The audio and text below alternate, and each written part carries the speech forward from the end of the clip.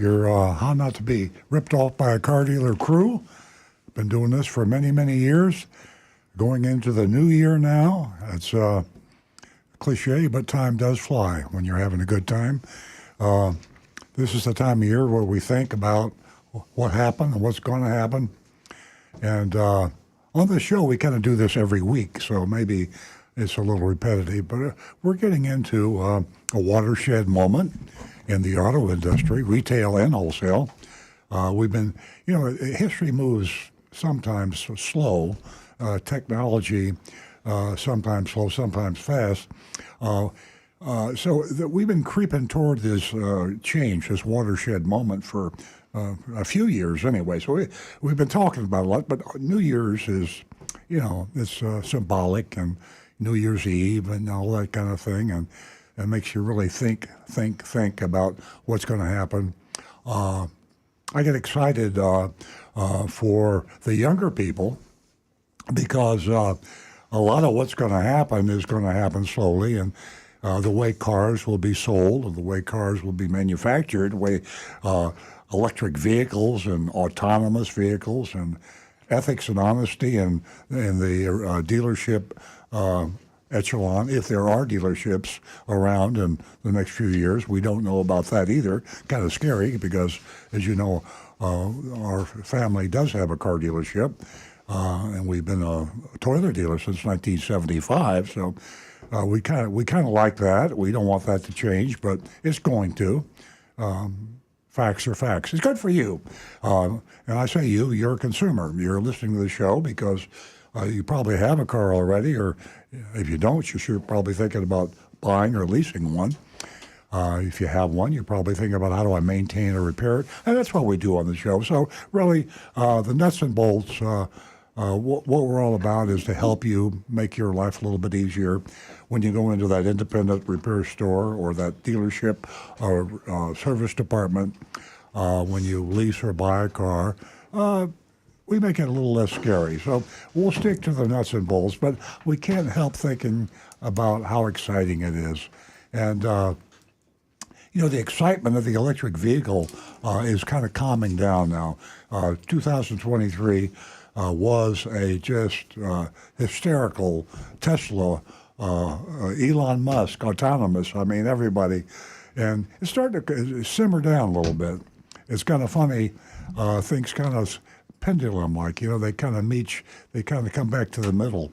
And so we're now in 2024, we're looking at the electric vehicle, all electric vehicle. I have to be clear about that. All electric vehicle mania is calming down. The first intenders, people like Nancy and me, here we are, Toyota dealers, and we went out and bought a Tesla, electric vehicle, all electric vehicle, not just a Tesla all electric vehicle, but the Plaid, super fast model that has autonomous driving. So why do we do that? Because we like new stuff. We like new technology. People like us pretty much fulfill their wishes, and people like you, the average person, you're not looking for excitement, you're looking for transportation. You want safety, reliability, you want economy. And so look what's happening in 2024. The hybrid is king.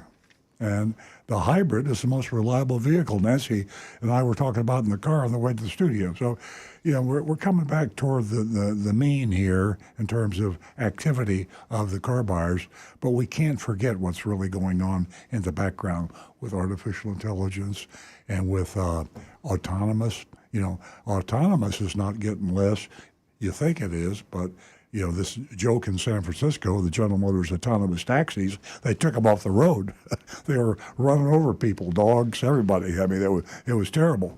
But there's also autonomous vehicles by Waymo, another autonomous vehicle owned by Google, that are in 5 or 6 cities, and they're just doing fine. So autonomous vehicles are still with us. So we have to kind of measure what we talk about on the show as to what is and what's going to be. And we'll try to focus as much as possible on what is, because what is you got to get in your car and go to the store today, or you have to go to work on Monday, and you want the car to start. And when you go get the car repaired, you don't want a surprise. You come in for an oil change and you walk out with a $3,000 repair bill. You don't want that to happen. And that's the reason we got Rick Kearney with us. Rick Kearney is our certified diagnostic master technician. You want to save yourself a lot of aggravation, heartache, money? Give Rick a call at 877-960-9960. That's 877-960-9960. Or better yet, stream us at youtube.com/Earl on Cars. youtube.com/Earl on Cars. Rick monitors that channel, and that he's looking right at the post. And so you can post something, and he'll see it, and he'll read it, he'll answer it, and that strange noise, that strange smell or vibration, he could probably tell you what the problem is and what it should cost to fix it. Or maybe you don't, or maybe you shouldn't worry about it and don't even worry about fixing it.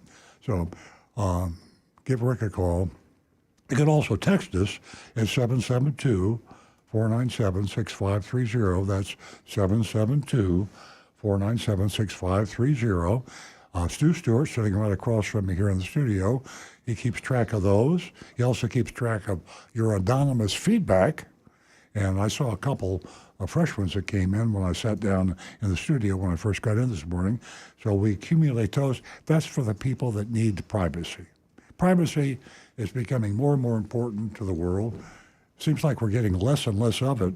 As we get less and less of it, it becomes more and more important. So if you don't want people to know who you are and what your comments are, what your questions are, I respect that. I'm not like that. I shoot my mouth off and everybody knows who I am. And that's just a problem.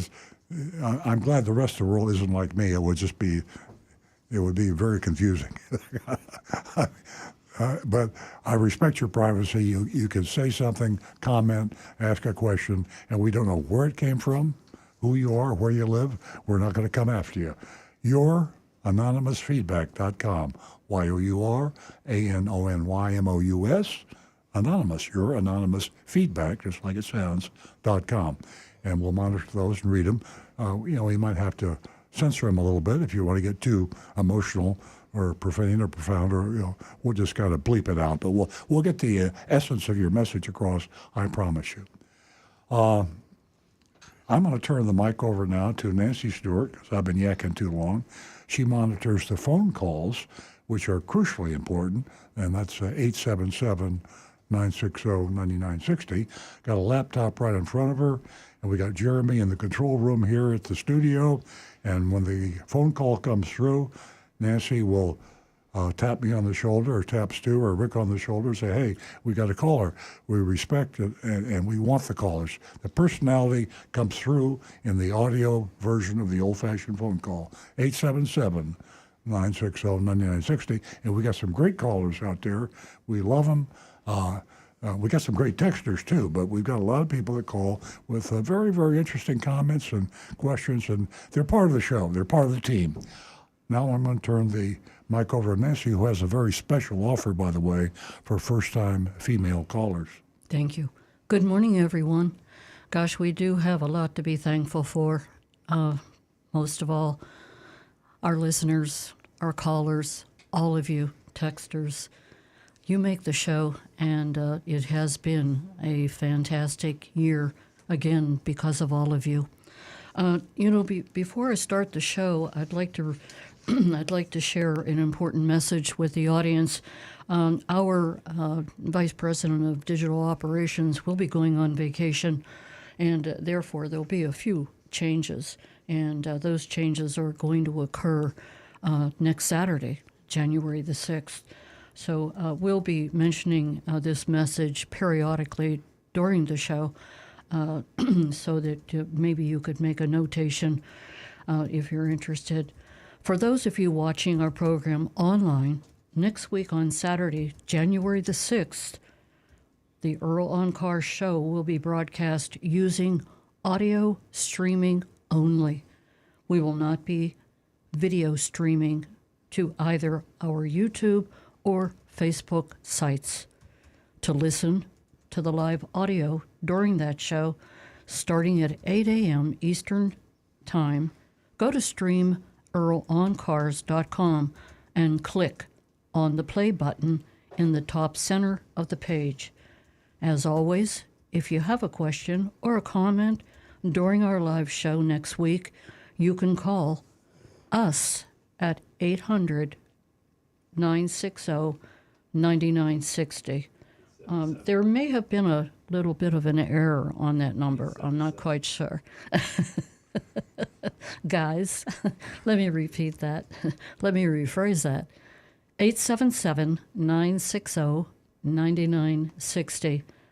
That's next week's show. You can call us at 877-960-9960.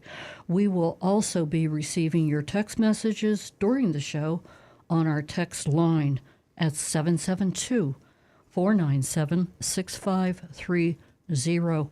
Please send us your comments so we can read them online. Finally, you can also reach us using our anonymous feedback site. Go to youranonymousfeedback.com and we will read your messages during next Saturday's show. That's January the 6th.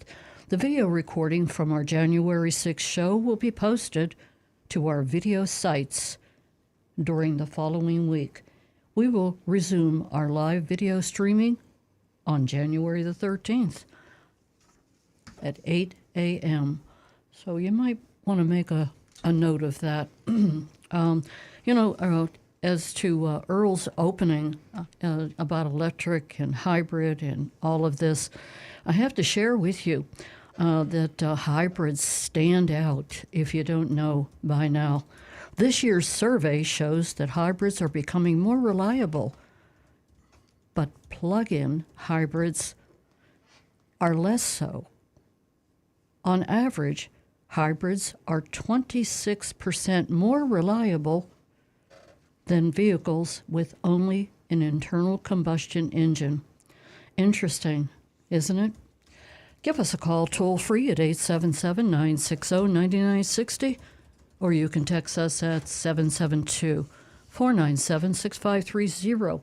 And you can also text us when we do get to the Mystery Shopping Report to let us know how you rate the Mystery Shopping Report. The Mystery Shopping Report this Saturday is going to be from Beaman Toyota in Nashville. Is that right, Stu? Beaman? That's correct. Yeah. Beaman. Beaman. So Agent Lightning did the mystery shop, as she always does. Did a fabulous job. And speaking of being thankful, we're thankful for her also, and a fabulous job that she does week in and week out. I'll mention to the ladies that this morning we have $50 for the first two new lady callers. So give us a call. Your thoughts on anything at all, you can win yourself $50. 877-960-9960.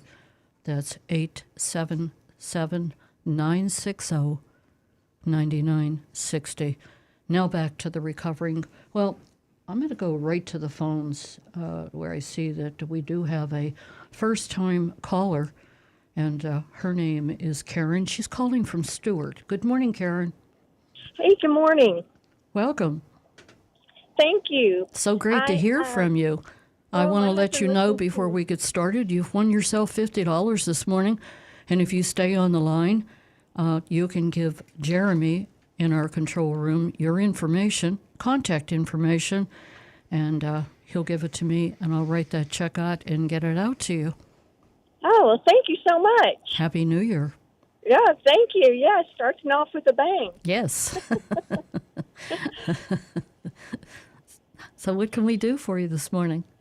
Well, I have a question. I have a Toyota Camry 2017, and somehow or another, underneath the passenger seat, it got wet.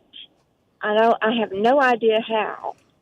So I sopped up, it wasn't a lot of water, but underneath the carpet and stuff, I dried it out. I put a fan on it for a couple days. I've sprayed stuff. I have a thing of container of baking soda underneath the seat trying, and there still just has a wet smell, kind of musty, that I can't get rid of. Do you have any suggestions? I think Rick can help you. Yeah. The first thing I'd recommend doing is have a mechanic check the drain hose for your air conditioning. Okay. The reason being, if that drain hose is partially plugged up, you may be getting water condensation from the air conditioning backing up in the box and overflowing, and even though the water may seem to be gone, you may still get some water going down into the padding, the jute underneath the carpeting, and you're actually you're not getting rid of the original problem. You got to make sure that everything is dried out very well in there. Then I'd recommend Damp Rid. You can get it at Home Depot, Walgreens, lots of places, Amazon.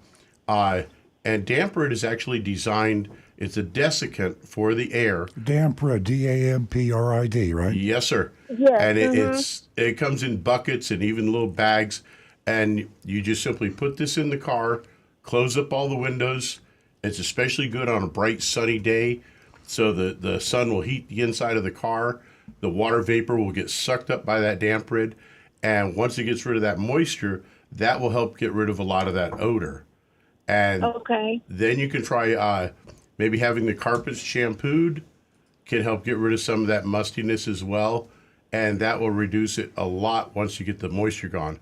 But if you've got an ongoing leak situation, it's still, you're still getting water in somehow. Yeah, you recommend that somebody check the drain hose. How much would it cost her to check the drain hose? That should be like an hour's diagnosis. Yeah. So put that at our shop, it'd be $100. Yeah.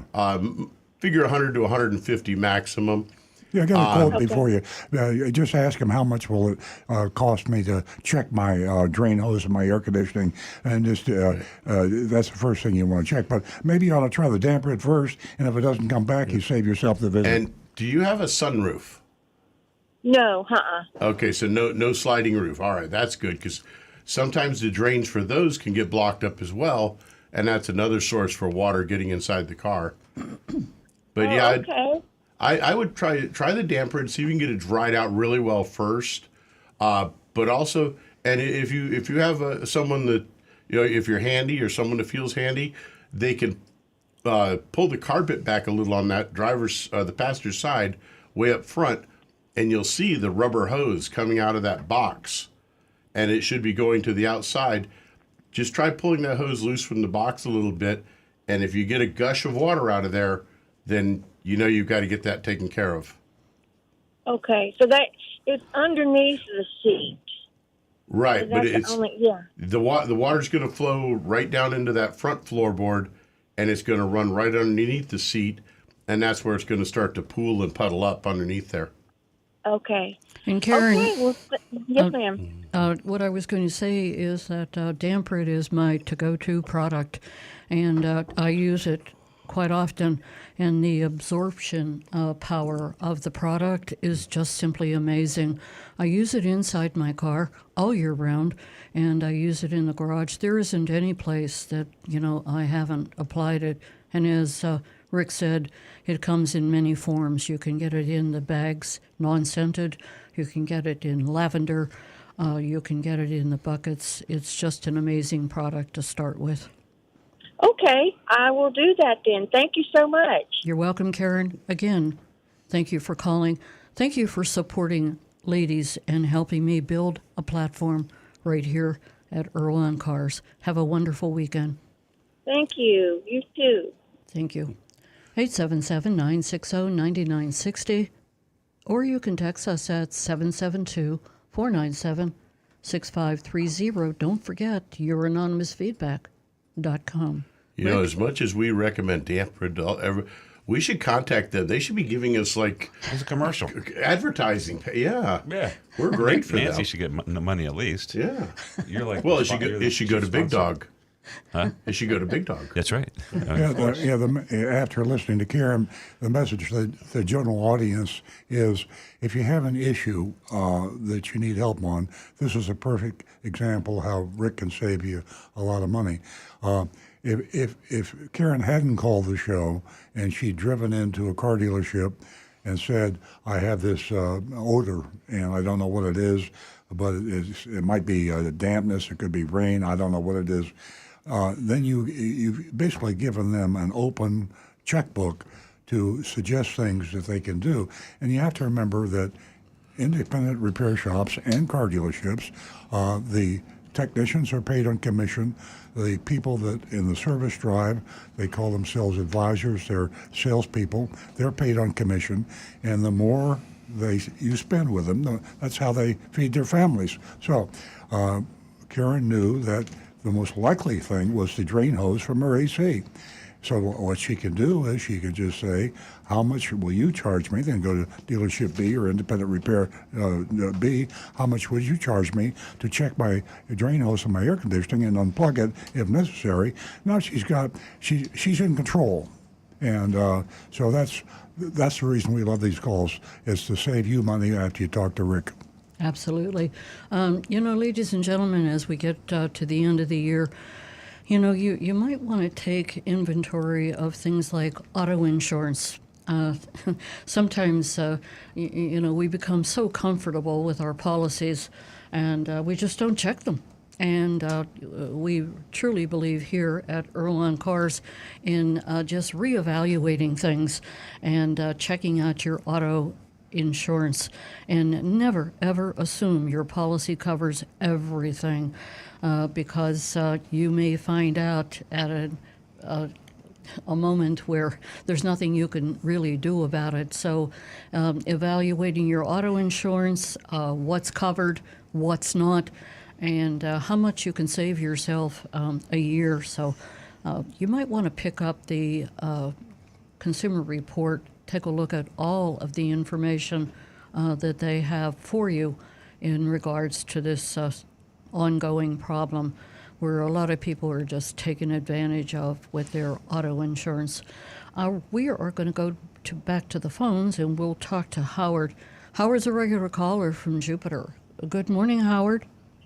Good morning. By the way, if you want to check your air conditioner to see that the water is flowing, after you have a good drive and the air conditioner was on, look underneath the car, see if the water is going out. That's a good way to find out.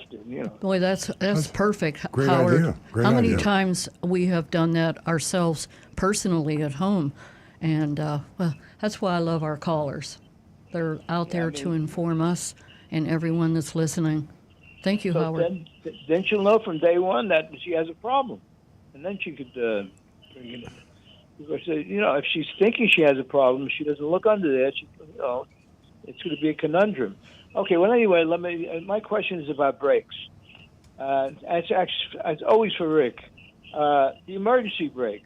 Okay. Can you explain the emergency brake on let's say on a Camry, and why it's never changed? You mean the parking brake?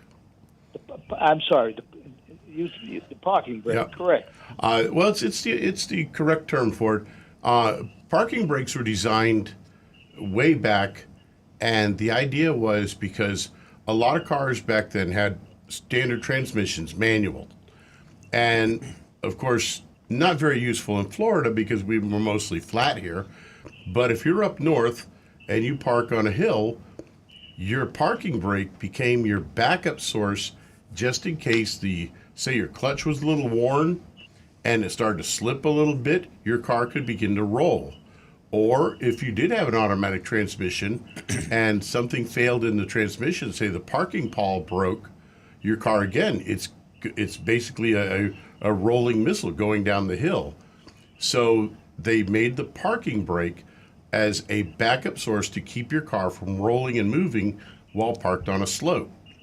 And generally because it's simply you're not moving at all, you activate the brake by stepping on a pedal or pulling up a handbrake. That engages these brakes to lock the rear wheels. Then the car is held in place. They don't really wear because you're not using them as actual brakes to slow the car. It's simply a locking mechanism. Just holds it in place. It's also, the handbrakes are great when you're like taking a sharp turn and you yank up on it and you do the what's that called, a power slide? In those cases, you're going to wear them out, and you will need to replace them eventually. Back in the 80s. They've been doing that a whole lot more frequently. Yeah, I'm just too. talking about Yeah. you and me. Well, we're thinking of the old Tokyo Drift. Yeah. What exactly is it? A pad? What does it look like? Depends on the vehicle. Some of them simply use the rear caliper with a threaded screw portion that simply manually engages the caliper by way of a cable. Some modern systems now use an electric parking brake where a motor will engage that rear caliper, or you could even have a little tiny set of brake shoes inside a tiny drum on those back wheels that are engaged again by a cable lock. Yeah, Tesla has included this parking brake, emergency brake, whatever you want to call it, in his software for emergency stops. And so right now it applies the conventional brakes and also the deceleration, obviously, of an electric engine. But in addition to that, if it looks like you're going to whack the guy in front of you, it'll engage the parking brake too. So kind of cool that Every means necessary. Computer does all that work for you. It's amazing. Yeah. Okay. Good information. I appreciate your help, and you always, Rick, you're great. You know everything. Okay. You're just trying to stump him every week, and we used to have a contest. I Stump try. Rick. I can't do it. I can't do it. Every I once in tried a it while. with- Yeah, no, I think I once stumped them or something. But You might have. a long time ago. Maybe. I Oh, don't yeah, remember. there's been quite a few times that, nobody can know it all, but We're not sure. Sometimes Earl will correct you, but that's That's I know it all. Yeah. yeah. But yeah. Okay, Howard. Okay, thank you very much. Thank Happy New you. Year. thanks, Howard. Happy New Year. Thank you for informing us. Let me ask a question to the ladies. What questions did you ask before you decided to purchase a vehicle, lease a vehicle? What was the most important question for you and the type of vehicle that you were looking for? 877-960-9960, or you can text us at 772-497-6530. $50 for the next new female caller. $50. Give us a call. Now back to the recovering car dealer, unless the guys have got something over there I got for something me. from Anne Marie. I have a text from Anne Marie. Good morning. May everyone have a safe, happy, healthy, and prosperous New Year. CNBC is reporting that cars are depreciating at a slower rate due to the lingering effects from the pandemic supply chain issues and reduced production. I was wondering, have you seen depreciation slow here in South Florida? Or to put it another way, are people getting better value for their cars when they trade them in for a new one than they would have before the pandemic? Thanks. I read the story too. They said over now, after the pandemic, after 3 years of ownership, it depreciates. Cars are 10% less than they were before the pandemic.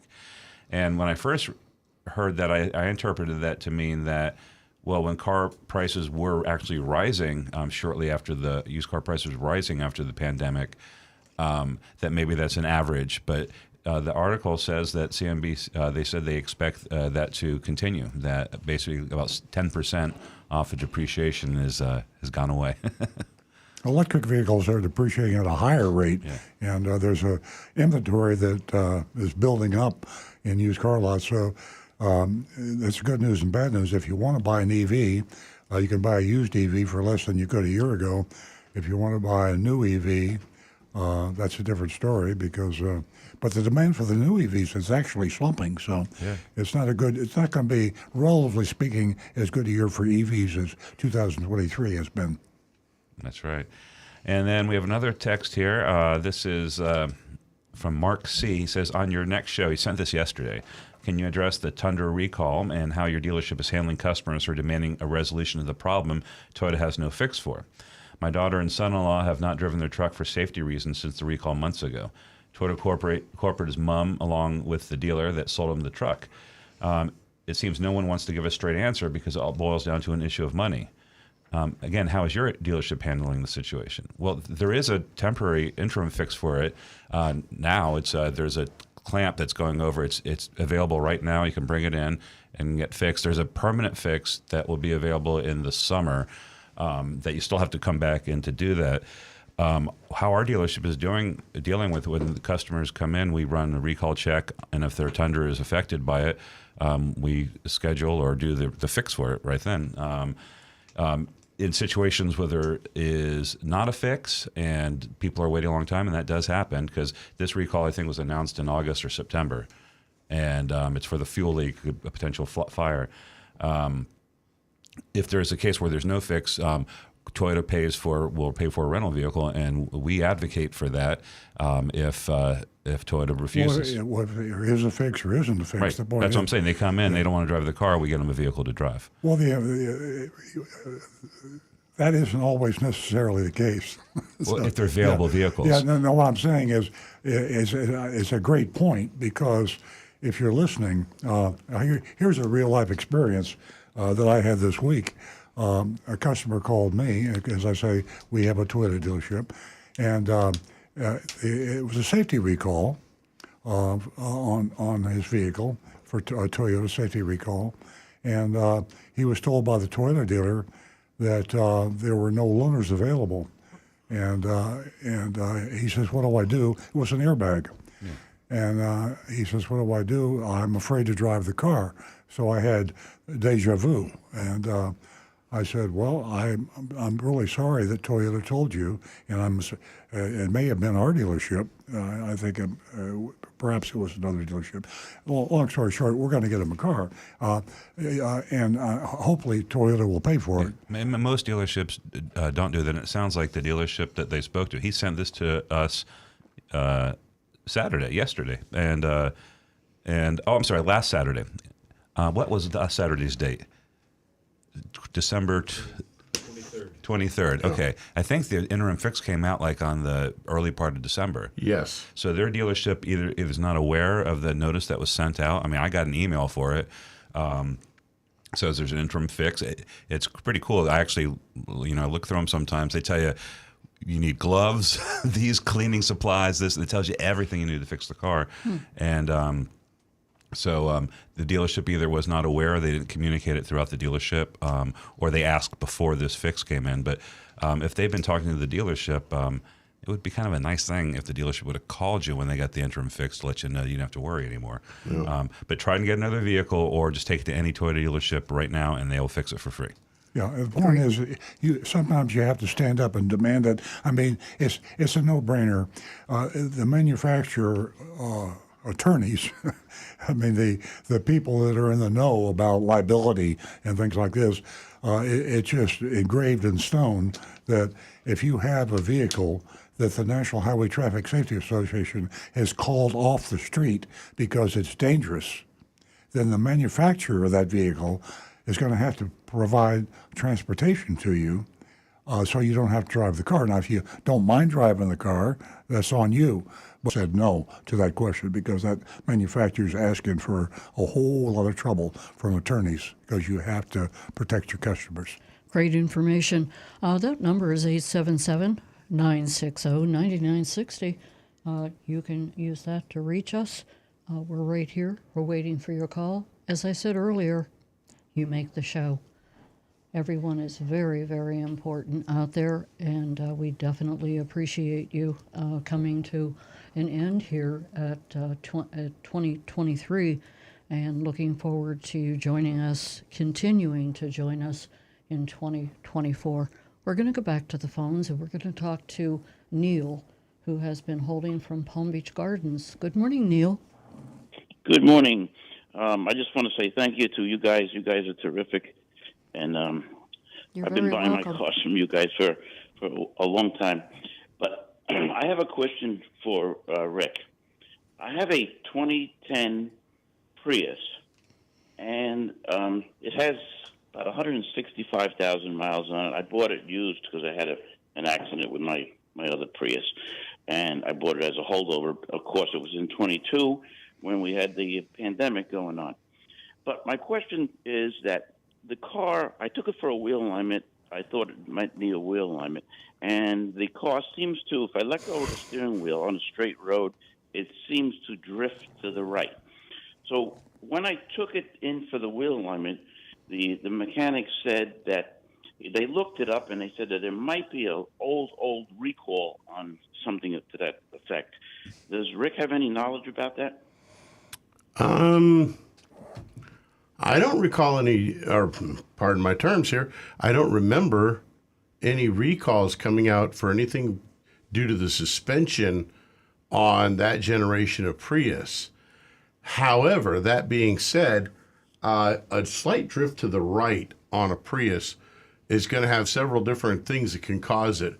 First one is if you've got a excessive road crown. If you look at the road, you'll see that all of our roads in Florida are kind of heaped in the center and they slope to the sides at the edges so that the rain will drain off. So what you need to do is try to find a road that is as flat as it can be.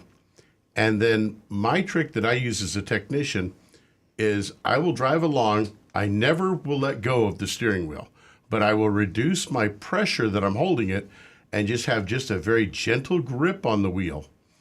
And as I'm driving, I will center the car up and count the reflectors in the road. If I can go 8 or 10 reflectors and the car stays pretty well centered in the lane, then it's running straight and true. If it goes substantially towards the edge of the lane or moves out of the lane within, say, 4 to 5 reflectors, then that means it's got a drift. And if it moves out of the lane within 2 to 3 reflectors, that means it's got a pull. And 99 times out of 100, it's either going to be the road crown or it's going to be in those 2 front tires. And the simplest solution is before you spend $150 on alignment, go in and ask for a $25 tire rotation, but ask them to cross the front tires left to right. And most cases, that will correct it. Of course, the first thing you want to do is the freebie, check your tire pressures. Because if that right front tire is a little bit lower than the left front, then it can drift to the right very easily. Okay. Well, I did double check the pressure, and I just filled them up again the other day with the cold weather that we've been getting, and that didn't seem to correct it at all. And I did that actually prior to taking it in for the wheel alignment appointment that I had. And they told me that I did not need a wheel alignment. They didn't even charge me. They said everything was fine. Oh, good. So, but that's the company that said that it might have the recall because they looked up something and they had gave me a little bit of paperwork. So I figured I'd ask you because you are the man, and maybe I'll just bring it into the shop there and see what I'll bring the paperwork in and see what they could find. Okay, and the first thing you should do, of course, is go on safercar.gov and put in your VIN number. And if there are any recalls on your car, then that will show up on that website. That's the federal website for it. But if it's not a recall, it's odds are it's going to be in rolling than the other one does. And if that one is on the right side, it's going to make the car drift a little to the right. And if you get that one to the left, it'll actually compensate against that road crown, and your car will go much straighter down the road. Okay. I'm gonna try that. And you said it's called safercar.com? Safercar.gov. G-O-V. Yep. Okay. Safercar.gov, and you can enter your VIN number. Okay. And the VIN number. Yes. Okay, that's great. Well, I'm actually going to be buying a car from you guys probably today. Hey. I've been waiting for a RAV4, and it's finally arrived yesterday. And I'll be in the dealership. All right. So, and I'll tell you, I've been waiting for over a year for the car, and you guys are just super over there. Oh, How exciting, Neil. Just great. It's a great way to open the new year. It yeah. sure is. But right. I want to say thank you again, and you guys all have a happy, safe, healthy New Year. Thank you, Neil. Happy New Year. Thanks for being part of the show. Happy New Year. 877-960-9960, or you can text us at 772-497-6530. Don't forget, youranonymousfeedback.com. You know, I mentioned earlier about auto insurance, and, you know, one of our many shows this past year, we mentioned how much and how easy it is to save yourself money on your auto insurance. You know, everything from getting married to getting divorced. You know, maybe increasing your deductible from $500 to $1,000.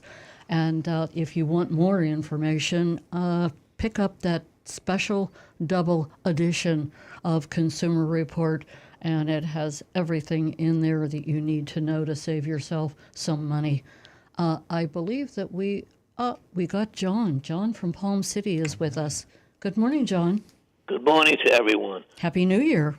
Same to you guys. Earl writes a weekly blog. He's been writing it for years.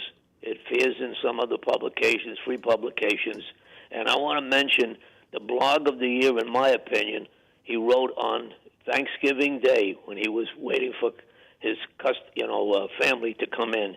And that was about how some people are actually crazy. Actually, not crazy, but attached to their automobiles. And I want to give you an example. Nancy Stewart herself is attached. She could have any brand new car in a dealership or used cars, and she's attached to her Avalon. And she also, from time to time, talks about a '67 Plymouth Barracuda. Earl himself saved his father's '37 Pontiac and restored it, that his father bought brand new. I mean, people like Jay Leno, who everybody knows who he is, he actually restored a '55 Buick that he dated his wife in, restored it, but he made a retro. On the outside, it looks original, but he put every modern engine in it, air conditioning, etc. And the one that's really, people don't even believe this. I don't have the exact name handy, but a woman in Illinois got for her birthday a '76 Eldorado convertible, and she said to her husband when she died 12 years later, I want to be buried in that car. And it's actually a true story. Sweet. They had to take 7 graves, and they buried her right and put her in the driver's seat in this '76 Eldorado convertible. So Oh, my goodness. it goes further than that. I met a man down here in Stewart that he saved the car that he not only dated his wife in, but they went on their honeymoon with it. So it's an attachment. It's worth reading. It's Earl's blog that was written in November or Thanksgiving this year. Oh, and John, there's a lot that's of truth in it. That's a great story. Thanks for reminding our listeners. And I agree with you. There's been so many blogs, and each one of them, you know, have a significant definition to them. Yeah, we used to name our cars. I had my first car was Betsy, a 1951 Pontiac straight 8 stick shift. So it's you're right about that, John. I named my Tundra Tropic Thunder. Yeah. Nobody's ever named their house after a name, but they named their car with a name. And you know, John, at this point, you know, of our lives, or Earl and I, you know, he'll look at me on maybe I don't know, Friday, Monday, Thursday, whatever it is, and say, you know, you might want to think about an idea for our blog, and it's become a family tradition. And it's just amazing. The listeners, the callers, all of you give us a lot of great ideas for everything that we do. And we just want to thank you again. This morning is our morning for thanking everyone, every single one of you, for being part of the show. Stay tuned for the Mystery Shopping Report. It's going to come to you from Nashville. And our number here is 877-960-9960. You can text us at 772-497-6530. Mark that number down. You'll need it when you vote on our Mystery Shopping Report this morning. YourAnonymousFeedback.com is also very important. We are going to go back to the guys right here in the studio. I got some anonymous feedback I'll get through quickly, then we'll get to Rick. I missed this one. It came in, I think, during last week's show. I think last week we went off the air for a little bit. Yeah. Or was it just streaming? We were on the air, right? Yeah. So somebody had texted and said, interesting that your program would lose power and go off the air at the same time you're reading anonymous feedback about the power blackout in Maine.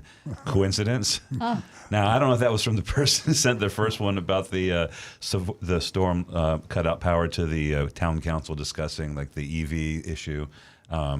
Yeah, that is coincidence. It is. Well, I don't want to say it was aliens, I don't but know. aliens. Oh, I knew Rick was going to They're say out it was there. aliens. Here's one that says, your review of Greco for Del Rey was a fair assessment. I might even give them an F minus. Maybe they will change their tactics after receiving this mystery shopping report. But usually this is a cultural thing endorsed by the owner and leadership, and you got that right. This is for Nancy, anonymous feedback. Nancy, the rest of your team is finally coming around to your way of thinking regarding grading dealers like Greco, Ford, or Del Rey. You guys are the best. Thanks. Thank you very much. Here's a curmudgeonly anonymous feedback. You can only adopt children. You can only buy or simply own a dog. Well, legally, technically, you don't adopt a dog with the state of Florida as a parent, but you go through a process, you go through a background check, and people abandon dogs and abandon children. So, yes, you can. You can also adopt new habits. Well, You can adopt Yeah. new ideas. You use the word adopt because if you're a dog lover, you feel like you're adopting a dog. If you don't care about dogs, you're buying the dog. So, Right, exactly. You know, it's Right. Yeah, if you don't care about Your children, language betrays your feelings. right, exactly. If you don't like kids, you don't have kids, you pop out Rugrats. There you go. Do we have a caller coming in? We do. Okay.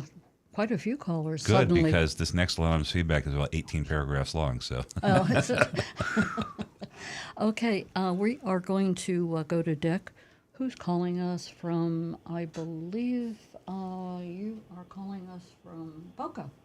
Good morning, Dick. Good morning, Nancy, with the beautiful voice, and good morning, everybody, and wish everybody a very happy New Year. Oh, Dick, thank you so much for being part of the show, and Happy New Year to you and your family. Love your show, and to you. I have a question for Rick, please.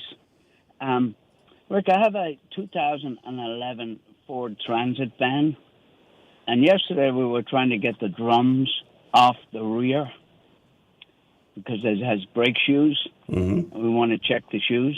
Yep. And I'll tell you, we banged those drums for 2 hours, both sides, and couldn't get them off. are they fused? Yeah, you've got two issues that could be going on there. One of them is that the drum in the center has basically rusted to the hub of the wheel. And unfortunately, that's just going to take PB Blaster or some other penetrating spray, maybe heat it with a propane torch, and just keep hammering on it. The other one is that there's a potential that your brake shoes have worn the inside of the drum enough that it's got a little bit of a lip has grown that is actually over the brake shoes themselves that they've adjusted out. So as you're trying to pull it off, it's actually pulling on those shoes, which of course are hooked down to the backing plate. What you need to do is go in the back side. There should be a little rubber plug that you can remove, and you get to the star wheel, the adjuster, and you want to turn that star wheel adjuster in the opposite direction from where it would normally go so that it will adjust those shoes back in, make them smaller diameter, and let the drum slide back off of them. But what you've probably got is a combination of the two. And that's going to make it a real interesting nightmare. And I have seen some cars that just corrosion gets so bad that you literally wind up actually having to break the drum to remove it. Let me ask a question about this. But that's very interesting. I learned more from Rick than I don't learn from anything on these shows. This is an older car. Maybe it lives on the water. He's got rust. You got corrosion issues. Mm-hmm. So I'm a technician. And I'm in an independent garage, or I'm a car dealership technician. Guy comes in with a car, and I can just tell that this car is going to be a challenge. Now I get paid something. It's called a flat rate man. Find him I can probably do in half the time that I'm going to have to do his car. What happens in garages when that happens? Do you go to lunch when you see the guy come in with a corroded, or do you give it say to I the new- won't do no, that the new job? Guy, Or the new guy gets it. You got two types of two types of techs there. One is the guy that's going to duck it. He's going to run. He's going to go to lunch. He's going to head for the bathroom, go take a smoke break, or whatever.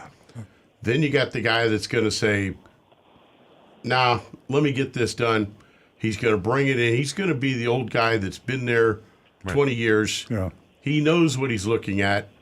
He knows what his value is, and he's going to look at that and he's going to say, "All right, I know what this is going to happen in the end. I know what the end result's going to be." And he's going to write an estimate and say, "Mr. Customer, we're going to need new brake shoes and we're going to need new drums. These are corroded so badly that I'm going to have to destroy them to get them off. It's going to be X amount of labor. This is what I'm going to have to do." And he's going to skip over the trying and testing and playing, and he's just going to get out the big guns and he's going to the sledgehammer. job done. This goes back to reinforce the fact that it's not a bad idea to get 2 or 3 estimates on something because Oh, absolutely. you don't know if a guy ran away to have lunch because he didn't want to work on your car. Well, or not. you were fixing your own car. You guys were banging away at the same I- time. Right. yeah. Yeah. No, it just made me think. Yeah. Well, what you know, happens when how- you drive in? Yeah. To Yeah. the service department. Yeah. Now the funny thing about it is that about a year ago he lives up in North Carolina, and about a year ago the car is down here now. About a year ago they had the drums taken off, and the guy said the shoes were okay, and he does 600 miles a week. So we came back to check, and it's mostly roads up in North Carolina. So you know what that's like. You're talking mountains. He's using the brakes a lot. Those shoes could be totally worn out. Yeah. Even though drum brakes don't wear near as fast as the disc brakes, and of course being on the rear, they're going to wear even slower because of how the weight transfer is. 600 miles in mountain roads, curving roads, you're using a lot of brake power. And a transit van, he might have some extra weight in the back, which is going to obviously help wear those brakes a little more. But yeah, if they're rusted that solid, I would simply immediately rework your budget. Understand you're going to need new drums and probably new brakes and a new hardware kit. And I would just bite the bullet and do it. Okay. One last little question, Rick, please. If I was putting, and I understand the torch, if I was putting a torch on it, will I put a torch on the center of it or on the side? Towards the center, but try to concentrate your heat on the drum itself, not on the hub. You want to get the heat into the drum because you don't want to warp that hub any. You want to work the heat just on the drum and be very gentle with it. It's you're going to be getting the hammers and chisels out, and check out first thing rockauto.com and look for your replacement parts. You'll find some good prices. Check the quality levels on them for reviews and that. But I would set yourself up right at the bat, be understanding you're going to need new shoes, hardware kit, and new drums, and possibly wheel cylinders as well. Dick, I don't want you to take any offense with this, but you're a dying breed. The do-it-yourselfer. Here's a guy. He's working on his own brakes in his own garage or whatever. And 30, 40 years ago, this was not uncommon. Today, as I say, it's really interesting to. You're talking to Rick like you're both technicians. You really are. It's amazing. It's amazing. We recognize our souls. All right. Well, look, Happy New Year, and thank you for your great knowledge. I appreciate it very much. Happy New Year, Dick, and good luck to you on that one. Yeah, thank you very much. And, if you decide to go with a mechanic, Earl, well, he wrote a great blog, a column, and it's called A Good Auto Mechanic is Worth Searching For, and they definitely are.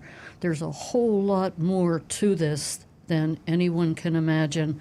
And when you find a good mechanic, it's just an amazing relationship that you form with the mechanic. And, this society was of Automotive Service Excellence was formed 53 years ago. And it is important, as I said, to find a good mechanic.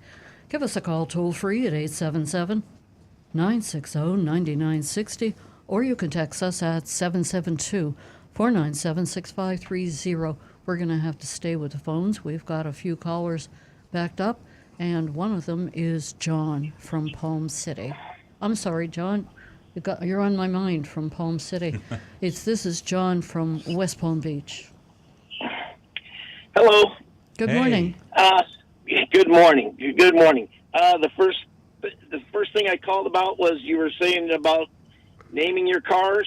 Yeah. I went ahead and named my car Babs Tesla for big ass batteries. And because when you buy the car, they want you to name it. Right. Yeah. And then the second part is the gentleman with the drum brakes in the rear. I came in halfway through the conversation, so I don't know how much.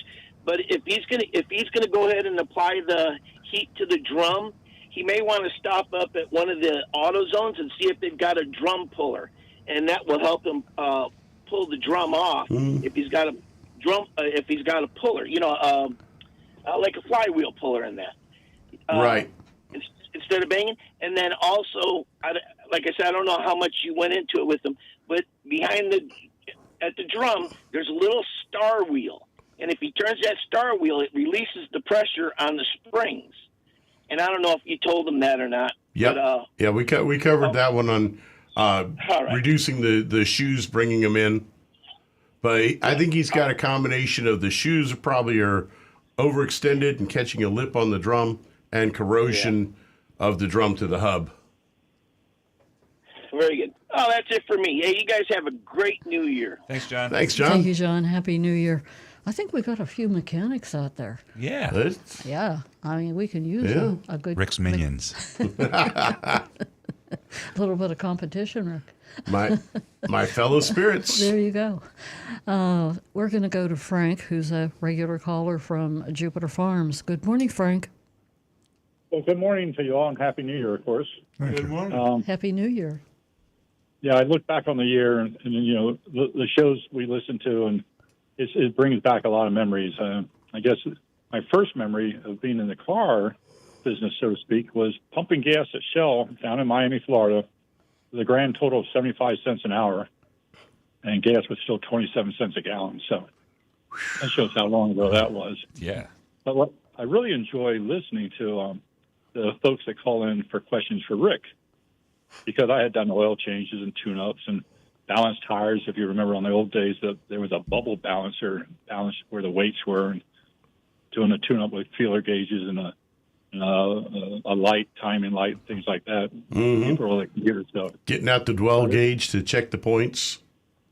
Oh, exactly. It was an interesting chapter in our lives, but I love when they ask you questions and I sit there and go, well, I think I know the answer. And when you say the exact same answer, it makes me feel good that, the memory banks are still working. And, it's amazing how some of the old technology, the really old stuff. I mean, I remember being trained in tech school many years back. We pulled out these large, kind of looked like a round platter that you installed it clamped on the wheel of the car, and you jacked the car up. And if it was the back wheel so that you could use the engine to run it, you would do that. And you had two little wheels in the center that you would adjust, and it would actually show you where to put a weight on the rim and how much weight to put on it to balance that wheel. And you would have the window partway down, and you'd watch the glass. And when you were adjusting those wheels, when that glass stopped vibrating, that was when you knew that you had that tire balanced properly. And if it was the front tire that didn't have the motor to it, you had this little device that almost looked like a little lawnmower, and it was an electric motor with a wheel that went up, and it would spin that front wheel to get it up to speed so that you could then watch it and balance that thing. That was before all these computerized wheel balancers. So I know I've worked on a lot of the old tech way back, and I know the history of it. Yeah. And it's one of the things that helps me understand the new technology. Did you ever shoot a horse? Did I ever shoot a horse? No. Thank goodness. Not shoot, shoe, as they say. Oh, no. I think I meant like shoot, like take pictures. Of it. But I have watched videos of how it's done. No, and when it was mentioned about the drum brakes with the star wheel and stuff, I go, man, I forgot all about that because there's been so many disc brakes. I mean, the discs are so easy. At the time, I was in the Air Force up in Ohio, and I was lucky enough to treat myself to a brand new 911S Porsche in '77. And I said, well, maybe I'll check the brake pads, and and I just jacked up, and you could pull the wheel off, and a couple clips of just say it gave me something to do on a weekend, but. It was an interesting chapters in my life, but it's always good to hear. Now, well, the other thing too, I noticed that one guy on the commercials, come join our family. Well, I feel you guys are more family than that Schumacher guy. So it's really nice each weekend. It's funny. It's funny you mention that because it drives me crazy when I see that commercial. Yeah. And but it's just vanity on my part. Yeah. We really are a family, and everybody else claims they're a family, but. Exactly. Frank, Jealousy. how many times this year have you called and mentioned this very topic? Let's join the family, or come join the family. I know. Well, it's so corny. Corny. I mean, he's sitting there going, like as if you need more money. But the one thing I do notice with, we've talked about, back when I was a pilot and stuff, of course, they would say it took an act of Congress to make you an officer and a gentleman. Yeah. And I took offense to that because they made me an officer, but my mother raising me brought me up as a gentleman. And I saw that Earl must have had a good mother, too. I go back years ago when I saw you guys walking out of a restaurant in Jupiter near Indiantown, and Earl's opening the door for you and guiding you in. And it's just a very heartwarming memory to remember what a great family you really are. So. Thank you so much, Frank. We definitely appreciate you, and we all want to take a moment and wish you a happy New Year, and thank you for calling. You and your family. All have a good one. Yeah, thank you so much, guys. Have a good one. Bye-bye. We talk about things that we used to do. Earl and I were on our way into the studio this morning, and he oftentimes reminds me how many times I've been around the sun, but it definitely still has the same meaning. I was talking about keeping a portable jump starter, on board for emergencies, not only for your phone or, for all of your devices. And I was talking about my jumper cables. He made me feel quite ancient, because he said people don't do that anymore. And he was saying, he was talking about technology. He's the app guy, technology. Well, things are changing too fast to comprehend, really. So it's quite a ride. There are some people that they're frozen in time, and that's fine. I mean, they love their time, and they love what they do, and they should live their lives to the max that way. Other people have to adapt, and let's face it, our grandchildren are not going to be working on brake drums.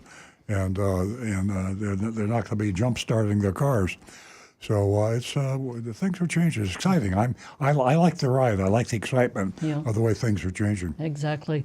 I remember how I was reluctant to jump into the Tesla and just take off.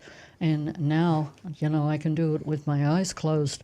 It's a very comfortable feeling. I prefer you keep your eyes open when you're driving the Tesla, but I understand. But as I said, it's a very comfortable feeling now, and it just the Tesla is a part of me. I'm part of the Tesla.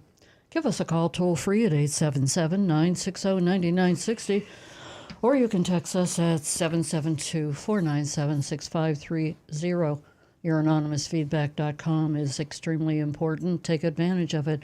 Rick, I believe, can share some YouTubers with us. We're actually a little quiet so far this morning. Oh, really? Okay. I got lots of folks chiming in to say Happy New Year, though. So for all my YouTubers, Happy New Year. And remember, next week, we will not be streaming on YouTube, but streamearloncars.com. We'll have the full audio feed. We'll all be here, but Jonathan, lucky guy, he's going to be off on a little vacation, a cruise much deserved. Donovan, get us a post here. Yeah, we we're can't looking go for you, without a show Donovan. without I Donovan. got some stuff, and I also have a potential announcement. I might try and do I might try and do a one-camera stream next week when you're gone. Oh. So I'm just going to look into it. I can't promise. So check in. If we're not there, go to Stream Roll on Cars for the audio feed. But I'm going to try it with my phone. Oh, I figured out how to stream on my Waymo. On my On your glasses there? Yeah, my glasses. Yeah. Why don't you do that? On your Meta. No, we can't get complicated. Jonathan manages multiple streams of different things, audio, Last thing graphics. Jonathan wants to hear is his phone ringing Hey, folks, while I he's think I on look good. vacation. These are the new Meta glasses. You should keep this on. Yeah, Ray-Bans. And I can there actually you go. text. I can hear music. I What are you can listening to video. right now? I can take snapshots, and I can live stream with my Meta glasses. Yeah, and he can walk Leave through those the on. house. They look good. This is very important. He can walk through the house with his Meta sunglasses on, and he could be videoing Anything. anything. Like Yeah. you cooking lasagna. by the way, folks, just to let you know what our unsung hero actually does, this man is in this studio before 5 a.m. every Saturday morning to set up all his cameras, get all the angles, everything measured out, have all the stream, everything checked out, all the cabling and everything. He goes Bravo. way above and Yeah. beyond. He's the unsung hero of this show. Yeah, definitely. man. Thanks Young for mentioning Jonathan that. Cantor. A well-deserved bring- vacation for brings- him. Yes, enjoy Brings the cruise. tears to my eyes. Right. You know, above and beyond the call of duty. Maybe Lance from Tennessee can do a song for Jonathan when he calls in instead of me. Okay, Yeah. that's- Ow. Yeah. I think he should. Jonathan is the And- unsung and- hero. Lance will change that. Yeah, Yep. definitely. I like that idea. Jonathan He's the is fifth Beatle.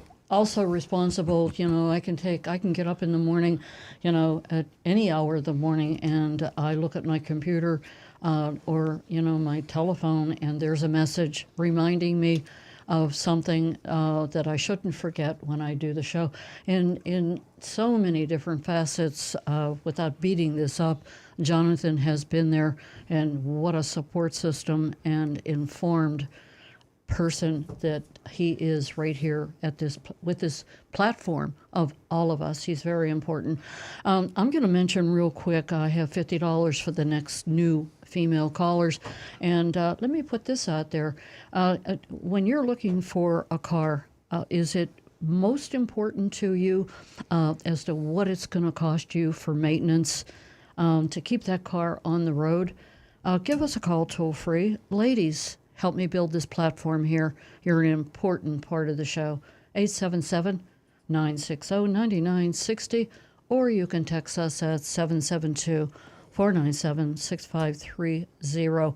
We're going to go back to the phones and talk to Marty, who also has a lot of information for us and joins us most every Saturday. He has become part of the show. Thank you, Marty, and Happy New Year. Happy New Year to everybody there. I got a question, I guess it is either for Stu or Earl.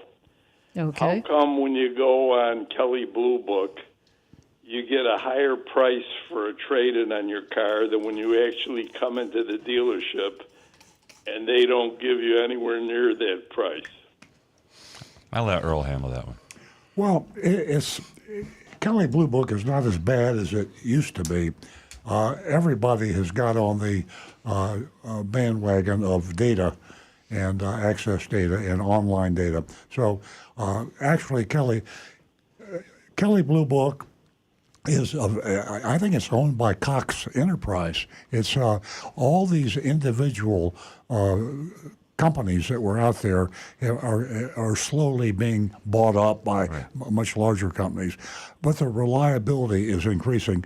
The one that I think you really want to be careful of in terms of appraisals is NADA. Yeah. And that's pretty clear, National Automobile Dealers Association, because they send a survey out to their dealers, at least they used to, and say, what do you think a used Chevrolet of this description is worth? And of course, dealers also want to inflate the price, because the higher the perception of your trade-in value, the more likely you are to buy a car. But no, Kelley Blue Book is not that unreliable. Dealer values and Kelley Blue Book values have seemed to converge over the years. Yeah. But I think that might might not be such a good consumer thing. I mean, like you mentioned, Cox. There's this big consolidation. Like right now, we used to, we have all these different systems and companies that we work with, and they are getting consolidated under these big umbrellas. And they do work to serve car dealers. Car dealers are what pays them. Yeah. We work with Kelley Blue Book. We work with them. It's an internet leads to try and get to purchase cars, and we pay them a lot of money to do that. So and consumers don't pay Kelley Blue Book anything. So I think it's more of a dealer thing, which is good. V-Auto is the source right now. V-Auto, but that's not available to any consumers. Well, it's indirectly available because you have to have a friend who's a dealer. Oh, yeah. I mean, share that they used to with be you, the same way back in the old days. If you had a friend who had a black book that you could get your hands on or something like that. Yeah. But yeah. I mean, I just feel obviously all the car dealers, MSRP right now is the lowest price that you're going to get from anybody. And you're roughly. If you're not getting, and now you're getting less money on the trade-ins. So to me, it's a double whammy for the consumer. I mean, this is me personally. So I just... it's relative, Marty. It's all relative. I mean, your cars cost less today than they did a year ago. So everything is relative. And I think probably when this FTC thing happens in July, keep your fingers crossed and say a prayer. When this FTC thing happens, I think you're going to see prices come way down on July 31st, 2024. So if you're in a hurry for a car, you got to buy a car today. It's a better deal today than it was a year ago, but it's still too much money. You're right. Yeah. All right. Well, very good. Thanks for answering my question. Have a happy New Year, and we'll miss seeing you on live sort of next week. Well, maybe Stu will cure that. I might cure it for a not a low tech, but a very scaled down version of what Jonathan does. It might be a shaky cam. It might look like at any rate, like a documentary in here. But either run into the one picture, just keep changing chairs. I can do that, right? We can do that. At any rate, it'll be very interesting. Have a happy, healthy New Year. The same to you, Marty. Thanks, Marty. Thank you for joining us every Saturday morning. You have become a very important part of the show. Ladies and gentlemen, this past year has been filled with so much change in this industry. And some of it's been good, some of it's been bad. But the interesting story to me was one of Earl's columns that he wrote on Amazon to the Rescue, and Jeff Bezos, how he is going to make car dealers honest.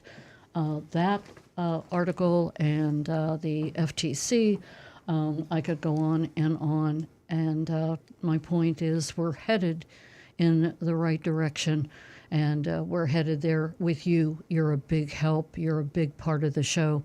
While I'm doing my thanking, I do want to mention Jeremy. I'll tell you, he keeps the wheels turning, and he is a benefit to all of us, especially me. Thank you, Jeremy. Happy New Year to you and your family. 877-960-9960. Or you can text us at 772-497-6530. And the man of the hour is, actually, this is Lance from West Palm Beach, unless he left Tennessee. Maybe he's down here on vacation. Not sure. Lance, good morning. Oh, there's no way I'm from West Palm Beach. No. Well, you talk like you're from West Palm Beach. Everybody talks like you down here. But I'll say one thing, Earl. You're doing a good job. Oh, thank you. And but I couldn't let the year close without a little quick tune. Okay. Well, it's just about 2024. bad deals and dealer fees are out the door. But if you have no real place to go, listen to Earl Stewart on Cars on the radio. You worked on that one. You're getting better, yeah. You worked on that one for a long time, I can tell.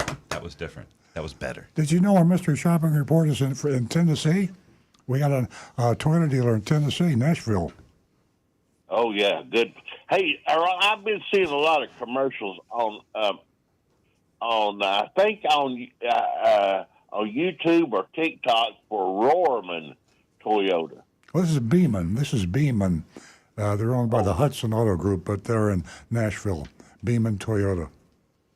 Well, of course. Yeah, Rohrman is, where is he? Indiana. Never mind, I just Googled it. Well, Nashville is, of course, the state capital. Cold up here today, no snow. And but everything else is looking good. Earl and Nancy and Rick and Stu, Happy New Year. Look forward to a great 2024. Thanks, Same Lance. here, Happy New Year. Thank you so much, Lance. You're the man. Come down and visit. Yeah, definitely. We look forward to hearing from you every week, Lance. You've really become part of the show. Thank you. 877-960-9960. Or you can text us at 772-497-6530. I think we're going to go back to Stu while we have a chance. I got some messages here. This is from Lee. What causes the tailpipe vapor to happen when the temperature is low? My Avalon was emitting a lot of vapor last night, even after the engine was warmed up. I'd like to handle this one. All right. Well, tailpipe emissions consist 13% of tailpipe emissions is water vapor, regardless of how hot the car is. And when water vapor encounters cold air, it condenses. And so when it got cold last night, that water vapor, so even when your car is still hot, it's still spewing out 30% water vapor. Just like when you're a kid, you're up north and it's cold out, and you go, right, and you can see your breath. Yeah, as Same long as thing. yeah. So that's why, Lee, and I Googled that while I was while Lance was singing. And sorry, Lance, I was listening. I was multitasking. Well, whatever way you have to stay on top of things, you just take advantage of it. Oh, there is some anonymous feedback. I will read this one, unless we got a call. Do we have calls? No, we're good. Okay, because this person has sent the same message a lot, trying to get it to the top of the box. So we haven't been able to get to it. Here we go. Everyone in the industry says that the last day of the year is the best day to get a good deal on a new car because the dealership might hit a year-end bonus. But with your dealership specifically, you never charge more than MSRP during the inventory shortages, and you're still not discounting from MSRP. Well, there are some modifications there. If someone comes in looking for a deal at the end of the year, would you guys discount a new car? And or would you give a much more in the trade value than you would like? I know the MSRP on a new Toyota is still a pretty good deal, but the trade-in values have gone way down, and I'm not going to buy a new Toyota if my trade-in isn't high enough. I'm also not going to shop the trade-in anywhere else because I don't want to pay sales tax. I understand that your used car department doesn't want to break even on cars, but if you're getting full pop, as Earl would say, on the new car, would you pay more than you really want to for the trade? Here you go. I'll turn that over to you. Well, that's the tradition, and that tradition is not good for the consumer. It's called negotiating and haggling, and we've taken the position over many years that we give our lowest price to everybody. If it was the King of England, the President of the United States, or the Pope came into our dealership, they'd all pay the same price that you would, and that's our lowest price. We feel like we have to be true to a low price because if we're not going to budge the price and it's a high price, the buyers are going to go to our competition. So we put our lowest price in every car. I think part of the aggravation of buying a car is knowing that the car that you bought yesterday and you parked in your driveway, you paid $2,000 more or less than your next door neighbor who bought the same car, the same day. To me, that's a barbaric way to do business. So we we chose not to do that. And by the way, we think this will be cured very shortly with the FTC rulings and with Amazon starting to sell cars directly to the consumer. They've started out with Kia and Genesis and Hyundai. And then you can bet that a lot of other manufacturers will jump on that bandwagon. But let's go to the last day of the year. You can still get a better deal if you shop around the last day of the year. And by the way, I hate to confuse people, but the last day of the year is not necessarily December 31st. It's not. The year ends for the auto manufacturers and dealers several days later. And it might be January the 6th or January the 4th or whatever. But at the end of the year, there is a selling frenzy. And that's because commissions are involved and bonuses and incentive monies. So the manufacturers incentivize the dealers. They pay them extra money if they sell a certain percentage of the amount of cars their quote is for. That's right. In the case of Toyota, 2024 doesn't begin until January 3rd. Yeah. We go through Tuesday. So it goes down to this. If you've got the time to devote to this, as many car dealers, once you know the exact year, make, model, car, options, etc., that you want to buy, as many car dealers as you can go to at or near the end of the year, or maybe a couple of days even past, and get bids. Because we have done this back in the day before we became a one-price dealership. 25 years ago, if you came into our dealership, we had sometimes hundreds of thousands of dollars involved in certain quotas that we had to hit. I'm serious. Toyota would, based on the number of cars that we would hit at the end of the year, we could be $200,000 richer or poorer if we hit that number. So you could theoretically come into our dealership 20 years ago, and you want to buy a car, and this is going to be the last car we're going to be able to sell to hit our quota. We'd give you the car. I mean, we haven't literally done that, but we have sold cars and lost money.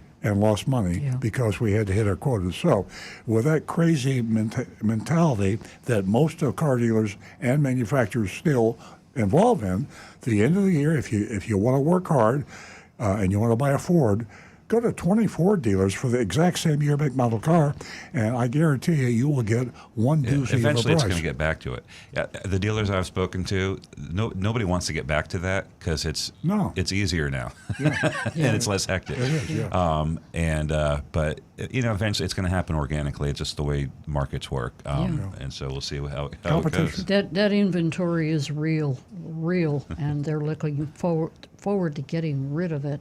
So there's a lot of deals out there. And addressing the MSRP issue, because they refer to it, we've actually, there are some models that are not selling as rapidly. The demand's down and prices are going down slowly. So on some, like for example, Toyota Tundras, if you like Tundras, you might be able to get a deal on a Tundra, and we're lowering price, and we actually will be below MSRP on that. So it's happening. It took longer than we thought it would. Yeah, a good thing about one price is if you find a one price dealer, good luck with that, and he gives you a price today, but you can't get the car for 6 months.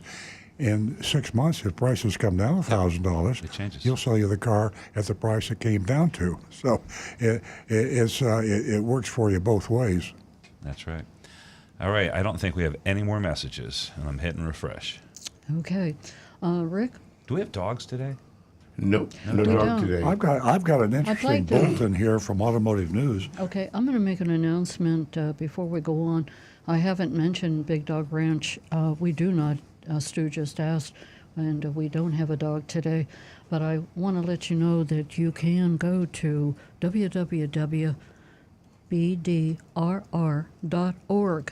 And you can take a look at all the dogs that they have for adoption. So take a look there, and next Saturday we'll more than likely have a dog of the week. And might I remind you that Big Dog Ranch, it is the largest cage-free, no-kill dog rescue in the United States. Now back to the recovering car That brings back it comes to mind the anonymous feedback we had about you don't adopt dogs, you own a dog.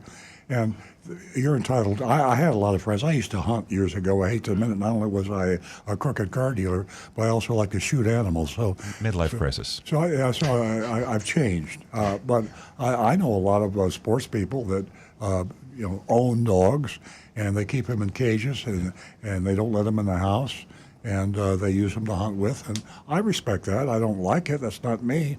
But Big Dog Ranch loves dogs. So if you don't love dogs, don't even think about Big Dog Ranch. But if you love dogs, they love dogs too, and they go above and beyond the call of duty to take care of thousands of dogs. They don't euthanize dogs, and they have hundreds of dogs at the ranch. And it's like a luxury ranch is what it is. It's like a dude ranch, and I don't know why dogs want to leave. So it's amazing. BigDogRanchRescue.com. It's just www.bdrr, BigDogRanchRescue.com. Go to their website and give a dog a home. Yeah, and let me tell you, the greatest time of the year is to go out now while we have this beautiful weather. Visiting Big Dog Ranch would definitely be a treat to take the kids out, take a look around. Now's the time to go. Don't wait till the summer. The weather's perfect. It's brutal. Yeah. But what a great weekend. Yeah, and Sunday the trip. dogs are like going crazy out there. Everyone knows what the cold weather does to the dogs. Yes. It just is energizing, most definitely. So if you can't get out there, visit the website at www.bigdogranchrescue.org.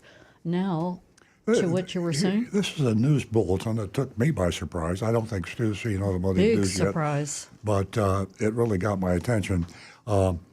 We've heard the name of the company BYD. It's a Chinese company. And Electric cars? Electric car company? Yeah. BYD is set to dethrone Tesla as the top electric vehicle manufacturer, all electric vehicle manufacturer, the fourth quarter of this year. I had no idea how many Chinese people there were. Well, and that's they're not going to be exporting them to the United States because of the tariff that the United States is putting on exporting electric vehicles. China has the world's biggest PMA. And there's a Elon Musk. I mean, who has been. Let me ask you this question: BYD and SAIC, are they two separate motor corporations? I don't know. Okay, I'll look that up. Elon Musk's counterpart is a Chinese guy named Wang, Chuanfu, Chuanfu, Wang Chuanfu. Yeah, and like what he's done. Never mind. Go ahead. It's just absolutely astounding. So the fourth quarter, they're going to be selling more electric cars, all electric, not hybrids, all electric, than Tesla. And this is automotive news, so that's pretty reliable information. Nancy and I have two of our idols. One of our idols is Warren Buffett, and then Charlie Munger, his partner, who passed away last week. Two financial geniuses. We just follow them all the time. And come to find out that Warren Buffett bought this BYD stock. He invested $250 million about 10 years ago. Nobody ever heard. It was because it was a battery manufacturer then. This is confirmation that the Oracle just knows his the Oracle stuff. of what is it? Omaha.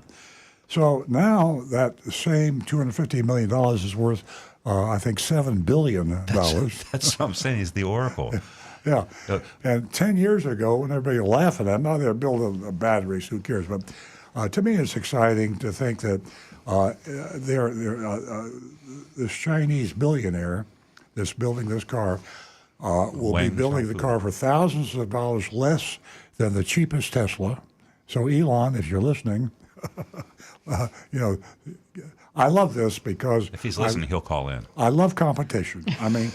What's going to happen is Elon is going to be building a car that's better than BYD, and then the competition. The thing that worried me about Tesla was the fact that they're so successful and they're decimating the competition. Without competition, then you got a problem. Now, there's no more problem, we got BYD. I can't believe Buffett did that 10 years ago. I learned about BYD yesterday. Yeah. When I saw this story. Yeah, he bought 10% of the company 10 years ago. And so there we are. It's worth 85. It's worth $8 billion. His $230 million is worth $8 billion. Just a drop on the pile. Did you know that BYD, what the definition of that is? Yeah, big yellow dog. So. BYD is Build Your Dreams. Really? Oh, Yes, that's great. Build Your Dreams. And SAIC would be Shanghai Automotive Industry. So they are indeed two different corporations. And let me read this quote from Charlie Munger, because Nancy, I love this guy. I love that guy. And Charlie was 95, I think, when he passed away. Best friend of Warren Buffett, and just a really cool guy. This is a quote from Munger. BYD was a miracle. Munger called Wang a genius, saying he kept the company from going broke by working 70-hour weeks, and described him as a fanatical engineer. The guy at BYD is better at actually making things than Elon is, he said. I mean, that's the way Charlie Munger talked. So it's cool. I like guys like that to just speak their mind. Charlie was to the point. Whether you liked it or not. And it's good for you, too. You're going to be driving an electric vehicle, and I'm talking to our audience now, whether you like it or not in 25 years, because most of the states by then will require that you buy an electric vehicle. So whether you like it or not, here we got competition, and you're not going to have one guy that's going to be holding you up for a lot of money, which Elon would do if he could get away with it. But now we got competition. So the good news is for electric car vehicle buyers, which is everybody, prices will be low. Here we are talking about the future, and I have to sit here and say that our great-grandchildren, come to mind. It's just going to be an amazing Rick has got a time comment over here. for everyone. The Maisie and Lilies and Jacksons and Jadens. It's just an amazing future that they have at their fingertips. Rick?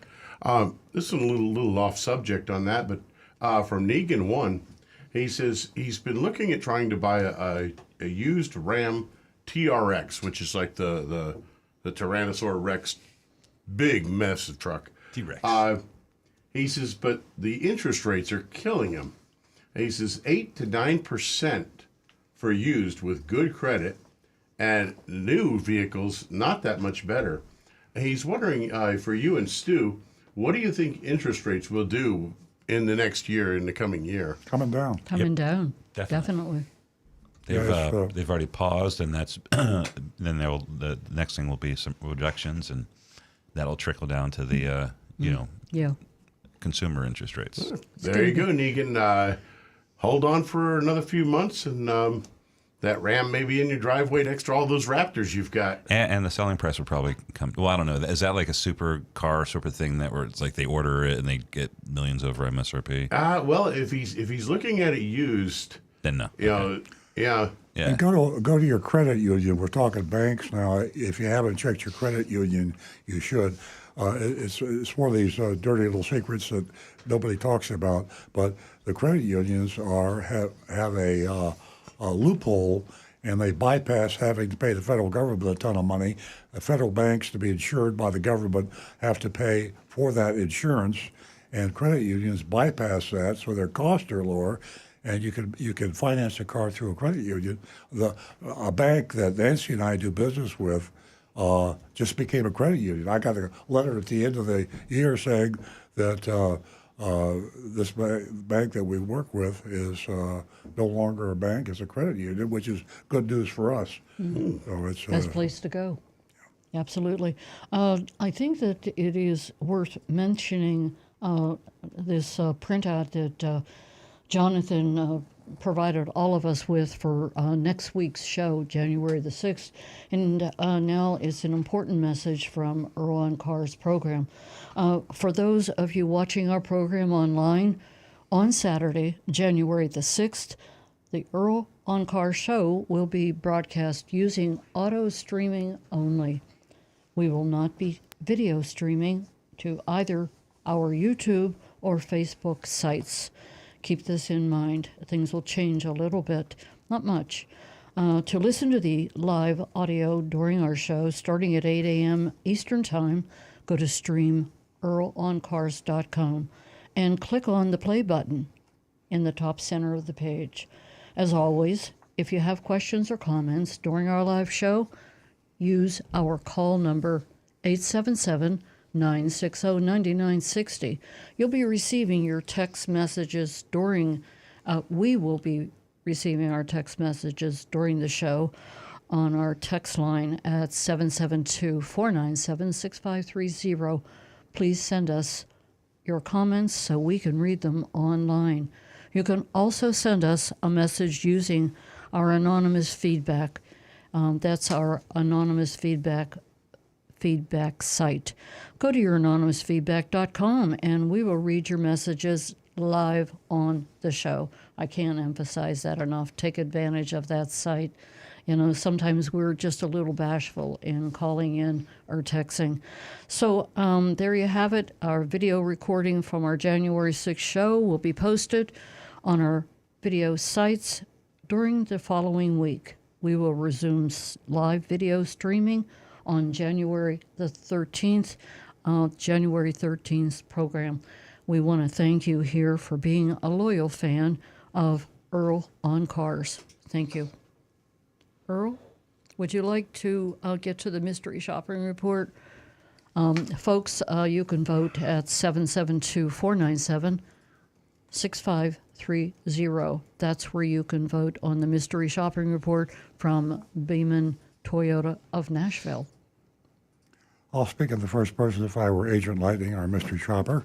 I walked into mid-afternoon, 2:37 p.m. actually, and was greeted by a customer representative at the front desk. She smiled, a big smile, and asked, "How can I help you today?" I responded, "I'm interested in seeing if you have any Grand Highlanders here." She then inquired, "Have you spoken to anyone here at this dealership yet?" "I have not," I replied. A few minutes later, a salesman came around the corner and asked, "Have you been helped yet?" I replied that I hadn't, and he said, "Perfect. I'm Montoyo, Montoyo. I'm Montoyo. Follow me." We went back over to his desk, and he asked, "What exactly are you looking at today?" I expressed my interest. I'd love to get my hands on a new hybrid Grand Highlander, but I know how unlikely that is, and we both laughed. As you know from this, that there is a scarcity of certain models, and that's a Toyota model that is relatively scarce. He then suggested, "I do have some regular Highlanders. Would you be interested in one of these?" "Possibly. What do you have available?" I inquired. Montoya told me I have 3 Highlander Platinums in stock, 2 black and 1 gray. "Could I see one of the black ones?" I asked. He cheerfully replied, "Sure thing. I'll be right back. I'm going to pull one up for you." I walked with him to the door and waited inside as it was freezing, literally 32 degrees outside. This is Nashville, Tennessee. We reached the door. Montoya apologized. "I'll be right back. I need to get my skull cap." I would think hat would have beanie. Yeah, a beanie. I don't know. It's too cold to go out without it. Maybe Montoya was bald. I don't know. I waited inside. He quickly returned and ran to get the car. He knocked on the window where I was sitting to let me know he was back in. I walked outside toward the new 2024 Highlander XLE. The MSRP was $54,387. I didn't see an addendum. That's good news. We always comment on lack of or is there an addendum. We proceeded to go for a test drive. He detailed all the features, very helpful in explaining everything. Once back at the dealership, he inquired, "What do you think?" "I really like it," I said. "Are they offering any specials or price breaks for the end of the year?" And you heard the anonymous feedback earlier about that. Yes, some dealerships do. And that's a good time to shop if you're going to choose a good time to be into the month or the end of the year. Right now, Toyota hasn't done any really incentives except for now. They actually have cash incentives if you finance. But there's still individual incentives. There's salespeople's incentives. Yeah. There's year-end incentives. There's still there's a psychological thing for even a formerly competitive business to the end of the year. So if I were going to buy a car a week before Christmas or a week after Christmas, I'd buy the car a week after Christmas because I think my negotiating would be a little bit more strong at that point. If you didn't listen to this show. Yeah. Specials at the end of the year. Montour explains we have special incentive dealer cash financing through Toyota, which I believe is $1,000 off. Also, of our vehicles come with Nanocure, Nanocure, protect them from acid rain, etc. I Googled that. You can buy it on Amazon for $20 a bottle. So that's after checking my license and noticing it was from Florida, he asked, "Do you live here in Tennessee?" I explained my son does, and I'm hoping to buy here and leave it here for when I visit. Do you want to register here or in Florida? I decided I'll go for Florida, and I want to see what the breakdown is if I finance. Montoya excused himself to consult with his manager. Shortly after he returned with a sales worksheet. As usual, the top line, market value, selling price, was MSRP, $54,387. There was a $750 discount and a $1,000 rebate for financing with Toyota Financial Services. That's what we call the captive finance company.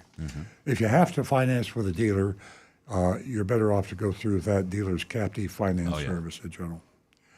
The adjusted price was $52,637. It's looking good, right? Well, keep listening. Then he added $14.99 for a Nanocure, which I told you $20. You can buy on Amazon for $20.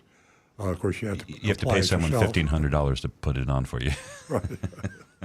Total purchase was now $54,136. Below that was an ambiguous plus tax tag title fees and payoff. Of course, fees is the operative word there. Fees implies government fees, but fees are just profit to the dealer. But you don't want to say profit to the dealers, you just say fees, and that's how they get you. Upon saying plus tax, tag title fees, and payoff, I question, what would those figures be? Explain.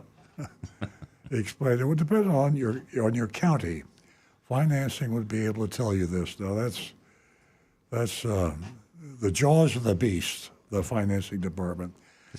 Go in there, and they'll tell you. One of the reasons I feel that our mystery shopping reports aren't as complete as they could be is because you really, no matter how much you think you've been taken advantage of by the sales department, you ain't seen nothing yet till you get into the box.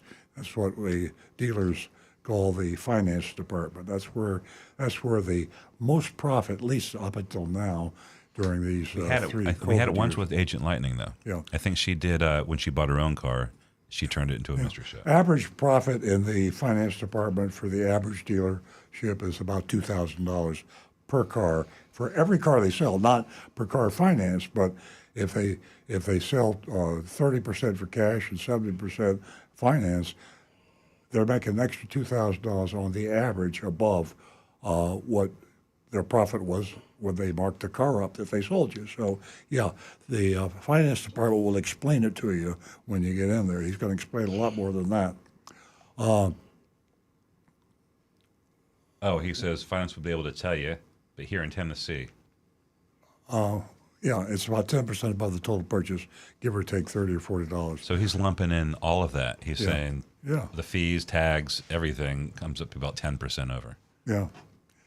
And that's, he wants to lull you to sleep. He wants, psychologically, car dealers want you to feel like you bought the car. Yeah. And this is just and taking care of the paperwork. And this that's dealer, when they really get you. And this dealer doesn't want you to look at the fees when you're sitting out in the showroom. He encouraged me to start haggling. Give me an offer. I'm here to work for you. I take it to my manager, see what he says. I said, I appreciate the offer, but declined smiling. Thank you. I'll discuss it with my husband and get back to you. I then asked about additional fees. Do you have a dealer fee here? I mean, they don't ever call it a dealer fee, but he knew what I was talking about. He confirmed we do $797. It's our processing fee for selling the car. Oh, they're selling the car, and they're making money when they sell you the car and financing the car, and then they're going to charge you a fee because they're selling you a car and making money. I don't understand that. Well, we want to keep the money that we made. Yeah, and all the paperwork. So there you are. The old school folks, Nashville, Tennessee. Lance, are you listening? Nashville, Tennessee, old school. I asked her to write that down for me on the worksheet, which she did. Now my real price came to $54,933, $546 over MSRP, which is, that's not really real bad. I mean, that's not what they advertised it for. That's not what they quoted you, but today that's about the market on these cars. I thanked him, assured him that I would be in touch. Now I say, I'm patting Beaman Toyota on the back like that's fairly. The price is only what it is because the shopper, Agent Lightning, was knowledgeable, and he read her as being knowledgeable, and was not going to really hammer her. So it could have been a lot worse. Voting time. Oh boy, I think these guys committed some transgressions that we haven't really seen in a lot of our shops recently down in South Florida. Well, number one, no addendum on the car, and they have Nanocure. That was a surprise hit. The explanations for the fees and the fact that just built into their sales worksheet that they don't show the actual fees. They just say plus tax and fees, and that's because the next stop is finance. So whatever those fees are, they find out in the box. It was a below average performance for me, so I'm going to give them a D. Okay, I've got Negan 1, D-, no deal. Nanicure, with a question mark, no fee disclosure. He doesn't like that. Joseph Kelleher with a D. Tom Steckel, D, hiding dealer fees, and $14.99 for junk. It's no tech on this deal. Tim Gilliland, such a good start until the Nanicure and fees. C. Brian Zidlatko, if she mentioned she knows Lance, she would have gotten a better deal. C. Mark Smith, I give him a C.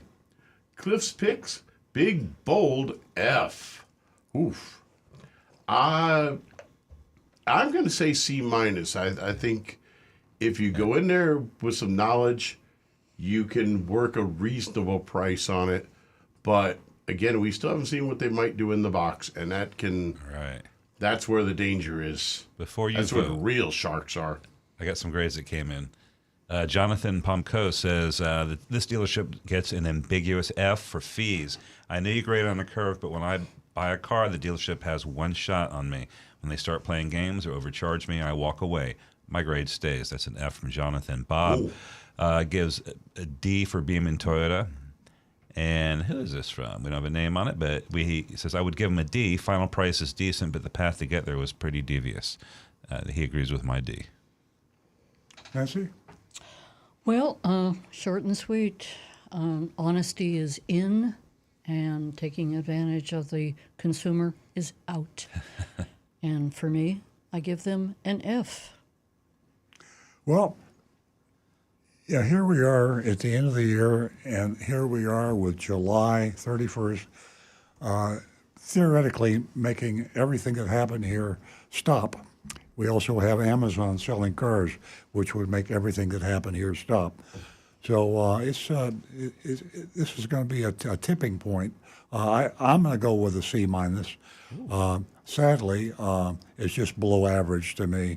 I hope maybe after the FTC report and after Amazon starts to put the hammer to car dealers to be honest, and toward the second half of 2024, maybe I would give this dealership an F.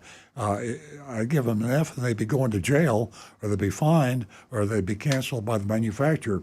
So it's going to be an exciting year. I mean, think about these reports.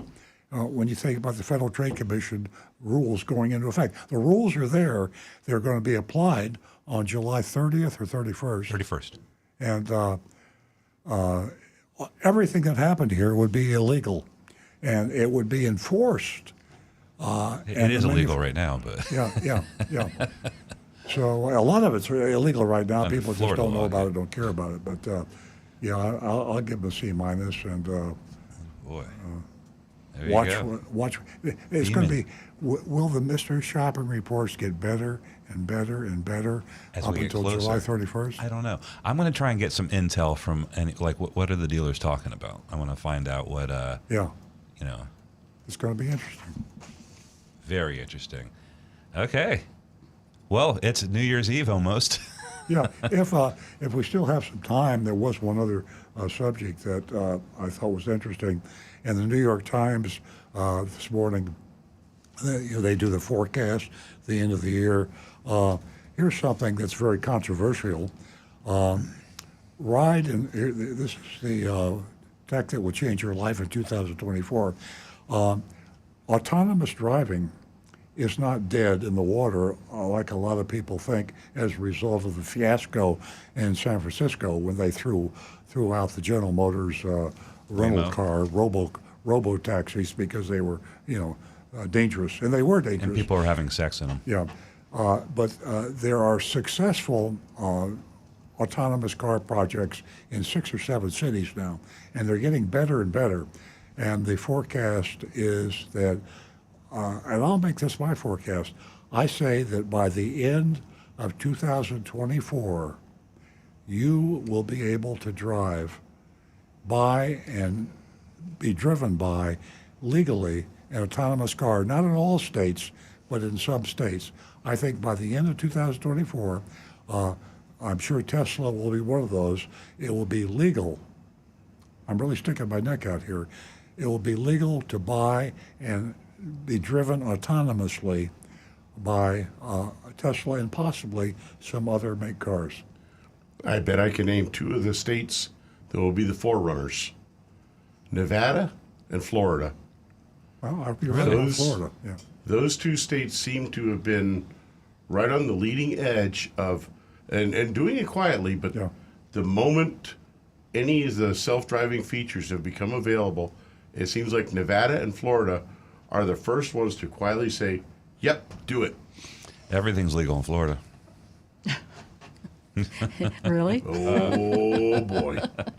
Think how important this can be to older people. I mean, people that voluntarily give up their driver's license, or they should, and the ones that don't but should. And how nice it would be to have someone that was physically impaired or at an age or whatever it may be where they know it's not right for them to be on the road. How nice to be able to walk out your front door, have your car pick you up and take you to Walgreens, take you to Publix, and take you home, and do it autonomously, safely. And I hope our forecast is right, because I'll probably be one of those people in a couple of years, and I would like to be able to go to Publix. We all are going to be that. So, yeah, great stuff. I like your new billboard. Are you with the Chamber of Commerce? Everything is legal in Florida. You know what you have just done for the population here? Enjoy. They're swarming to the airports. Have fun. Have fun on New Year's Eve. You can't get in trouble here. Folks, throughout the show, I've thanked a lot of you, and your remarkable job tuning into Earl on Cars every week. But there's one more person that I'd like to thank, and that's Vic. And if you don't know him, Vic Canales, he owns the oldies channel here, 95.3, 96.9, and he has done a spectacular job. And most of all, he has believed in us, and we are really happy to have, met him and been part of his family. Thank you, Vic, and Happy New Year to you and your family. Stay tuned next week. We'll be right here, and it'll be the new show of 2024. Happy New Year, everyone, and God bless.